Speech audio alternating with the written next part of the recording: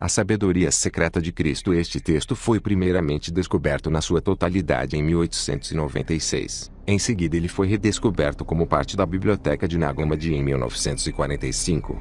O papiro data da metade do século IV, e o texto talvez da metade do século II. Este texto certamente é um dos mais profundos de todos. A sabedoria secreta de Cristo. A Sofia de Jesus Cristo. Após Jesus ter se erguido dos mortos, 19 discípulos, 12 homens e 7 mulheres foram para Galiléia, para a montanha que é chamada Divinação e Alegria. O Salvador apareceu lá para eles como um grande anjo luminescente, indescritível. Ele disse: "Paz para vocês. A minha paz eu lhes dou." Eles estavam maravilhados e com medo. O Salvador riu, e perguntou a eles: "O que vocês estão pensando? Vocês estão perplexos? O que vocês querem saber?" Felipe aventurou-se: "Nós queremos que você explique a realidade subjacente do universo e o plano divino." O Salvador respondeu: "Toda a poeira chamada humanidade, desde o início do mundo até agora, tem inquirido sobre a divindade. Quem ele é? Como ele é? Mas eles não o encontraram. Os mais sábios especularam sobre o mecanismo que comanda o universo e o seu movimento, mas eles não encontraram a verdade. Estes filósofos disseram que ocorre de 3 modos diferentes. Eles não concordam. Alguns dizem que o mundo é autoconduzível. Outros acreditam na providência. Ainda outros dizem que é destino. Nenhum destes está sequer próximo da verdade, pois são criações do homem. Mas já que eu vim da luz infinita e eu conheço a luz, eu estou aqui para contar a vocês sobre a natureza precisa da verdade. Tudo o que vem de si próprio é poluído, já que é autocriado. A providência não tem sabedoria e o destino não discerne. Mas cabe a vocês saber. Quem quer que seja digno da sabedoria irá recebê-la. Quem quer que tenha nascido do primeiro que foi enviado, é imortal no meio da mortalidade." Mateus disse a ele: "Senhor, a verdade é encontrada somente através de você. Nos ensine então a verdade." O Salvador respondeu: "Aquele que é fantástico e indescritível. Nenhum chefe, autoridade, manipulador ou criatura do Gênesis do universo até agora conheceu aquele da primeira luz, exceto ele próprio, e aqueles para os quais ele se revela. Eu sou o grande Salvador, imortal e eterno. Todos que nascem, morrem. Mas o eterno não nasce, o não gerado não tem começo. Todos que começam, acabam. Ele não é nomeado por um regente, pois aqueles que são nomeados são criados por outros. Ele é, de fato, inominável. Ele não é humano, nem se parece com um ser humano. Ele não se assemelha à criação. Mas ele tem uma aparência própria. Não é nada como o que vocês tenham visto ou conhecido. Pelo contrário, é uma aparência estranha que é mais esplêndida do que qualquer coisa, incluindo a visão magnífica do próprio universo. Ele observa lado a lado, todo lado, e vê ele mesmo de si próprio. Já que ele é infinito, a mente humana não consegue compreendê-lo. Já que ele é imperecível, ele é diferente de tudo. A bondade dele nunca muda. Ele é sem defeito. Ele é abençoado. Ele é imensurável. Ele é insondável. Ele é perfeito. Ele é abençoado de modo imperecível. Portanto ele é chamado Pai do Todo. Felipe disse: "Senhor, então como ele apareceu para os perfeitos que o viram?" O Salvador perfeito respondeu para Felipe: "A majestade e a autoridade do Pai estavam presentes antes dele se tornar visível, já que ele abarca todas as coisas enquanto nada abarca ele. Pois ele é mente total empenhada em pensamento, consideração, reflexão, racionalidade e poder.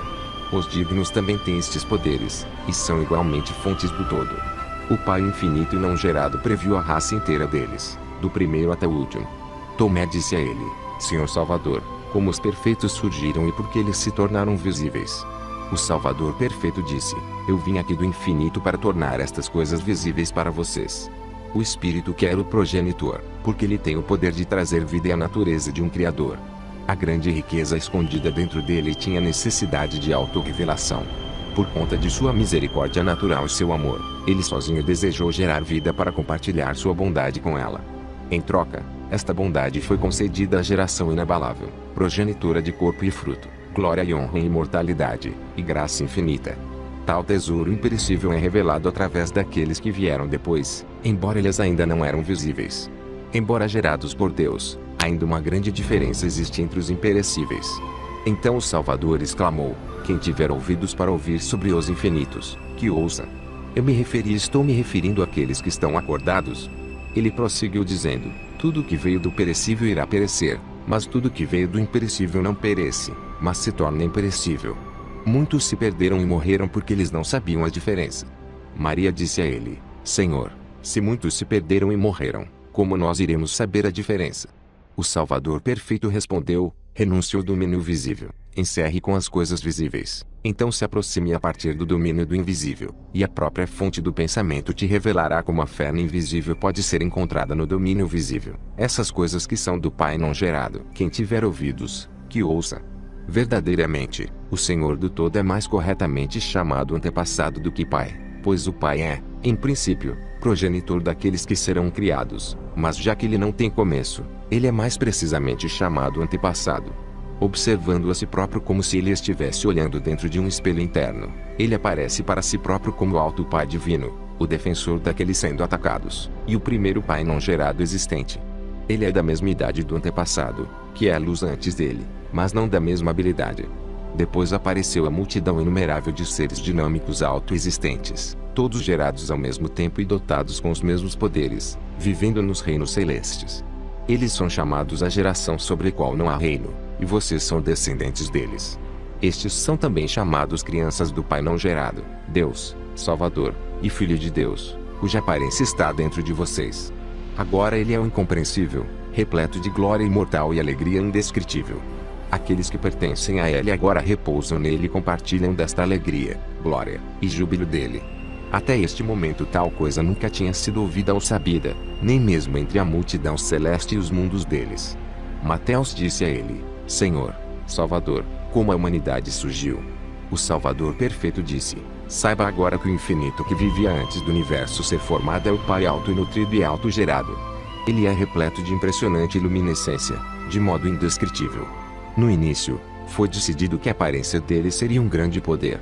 Imediatamente, a luz assumiu a aparência do homem imortal andrógeno que é o Salvador. Através dele a humanidade tem a oportunidade de alcançar salvação.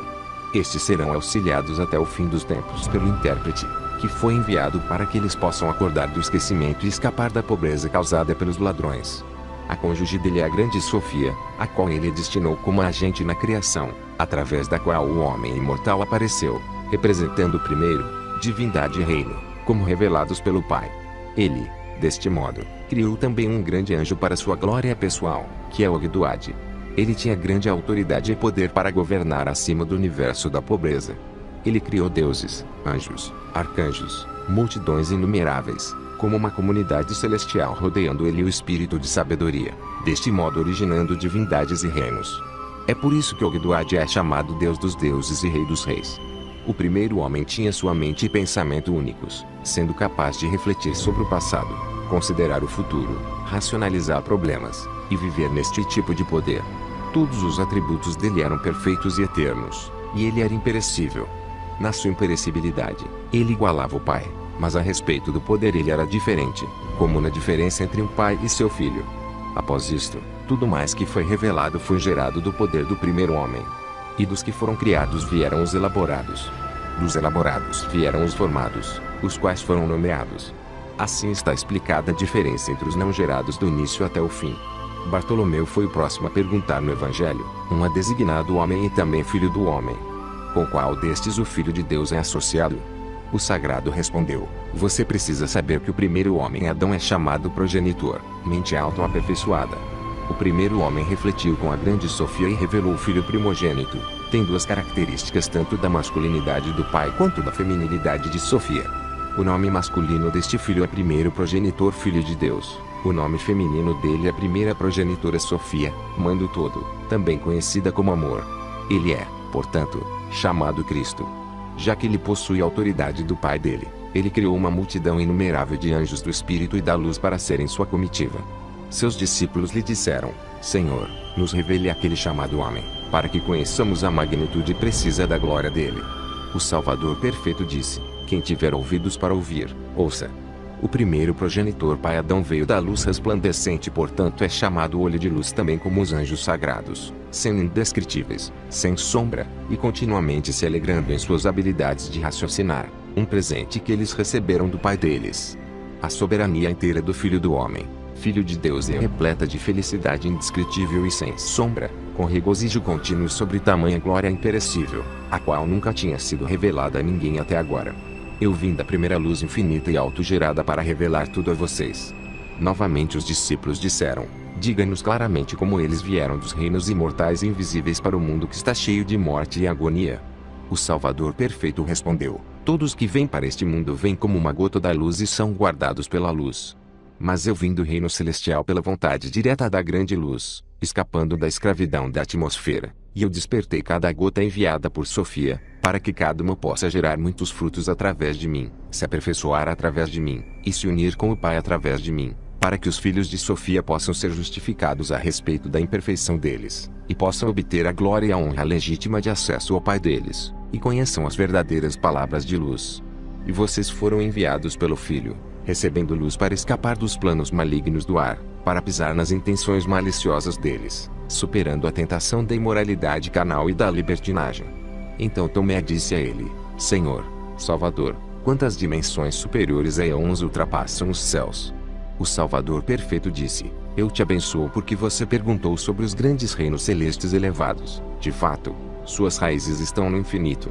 Como eu disse antes, o alto progenitor criou 12 dimensões celestiais para seus 12 anjos. Todos estes eram perfeitos e bons. Tomé continuou: quantas altas dimensões de imortais existem, a partir do infinito? O Salvador perfeito disse: quem tiver ouvidos para ouvir, que ouça. O reino dimensional principal Filho do Homem, primeiro progenitor, Salvador, que apareceu. O secundário homem, Adão, olho de luz. Ainda maior é o reino dimensional da divindade infinita eterna, a dimensão das dimensões autogerada, abarcando tanto o reino do Filho do Homem e do Homem, para incluir todos os imortais do que eu descrevi anteriormente aparecendo do reino de Sofia. Em seguida, o homem imortal revela altas dimensões celestiais, poderes e reinos, dando autoridade como ele acha conveniente e permitindo que eles exercitem seus desejos até as últimas coisas que estão acima do caos. Eles concederam uns aos outros para revelar cada magnificência, até pela dimensão espiritual de gloriosas luzes inumeráveis. Estes foram outrora chamados por número e nome. O primeiro reino era união e repouso, o terceiro, assembleia, porque uma grande multidão apareceu e se revelou. Pois estas multidões se reúnem em união num reino particular, então nós a chamamos a Assembleia do Oitavo Céu. Ela é composta parcialmente daqueles com características espirituais masculinas, o restante possui características femininas. O contingente masculino é chamado de Assembleia, o contingente feminino, Vida, para que possa ser demonstrado que todas as dimensões celestiais vieram à vida pela Mãe. Então nomes foram dados. Alguns foram chamados deuses. Deuses dos deuses revelaram deuses pela sabedoria. Senhores dos senhores a partir de seus pensamentos revelaram senhores. Senhores a partir de seus poderes revelaram arcanjos. Arcanjos revelaram anjos pelas suas palavras. Dos anjos outros semblantes com estrutura e forma apareceram, como também outras dimensões celestiais elevadas, mundos, e um conjunto de nomes. Todos estes imortais têm a autoridade do homem imortal, que também é chamado silêncio, pois a majestade dela foi aperfeiçoada sem a necessidade de fala. Com esta autoridade, cada um dos imperecíveis criou um reino na Assembleia do Oitavo Céu, erguendo tronos, templos, e outros firmamentos refletindo suas próprias majestades, e para suas próprias glórias. Isto foi pela vontade de Sofia, amando todo.